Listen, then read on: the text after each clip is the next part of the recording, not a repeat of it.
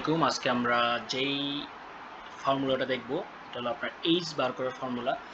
আর মূলত বিষয়টা কি, আপনার এক্সেলে আপনার এইচ বার করার ক্ষেত্রে অনেক ধরনের ফর্মুলা আছে। তো আপনার এখান থেকে ইনস্ট্যান্ট এবং ইজি যে ফর্মুলাটা আজকে ওটাই দেখাবো। তো চলুন যাওয়া যাক। তো আমরা জানি যে আমরা যদি কোনো সূত্র প্রয়োগ করি বা যে কোনো ধরনের কাজ করতে গেলে আমার প্রথমে কি একটা চিহ্ন দিতে হবে, সমান সমান চিহ্ন। আমি অলরেডি দিলাম। চিহ্ন দেওয়ার পর আমরা সূত্র দিব যে এয়ার ওয়াই ই এ এয়ার। তো যেহেতু এয়ার দেওয়া হয়েছে তো আমরা এখানে ওয়াই এয়ার দেওয়ার পর আমরা ট্যাপ বাটন চাপ দিব। দেখেন কি সুন্দর রাইসা বসতে পরেরটা। দেন দেওয়া হবে, আপনার দিতে হবে যে নাও। কারণ নাও বলতে কি আজকের দিনটা বা আজকের যে ইয়ারটা ওটা নাও বলতে বোঝানো হয়েছে নাও। তো নাও আমরা আবার ট্যাপ বাটন চাপ দিব, নাও এসে বসছে। তারপর একটা কি সুন্দরভাবে এই ব্রেকেট দিয়ে আমরা কি করব, ক্লোজ করব।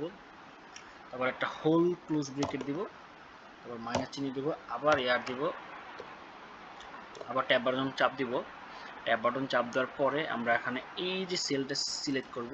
সেলটা সিলেক্ট করার পরে আমরা কি করব, আবার একটা সুন্দর একটা ক্লোজ ব্রেকেট দিব, তারপর জাস্ট এন্টার দিব।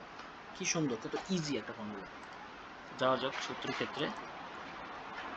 তো যাক, আপনারা হয়তো বুঝতে পারছেন, খুবই সিম্পল এবং ইনস্ট্যান্ট ইউজ করার মতো একটা সূত্র বলা যায়।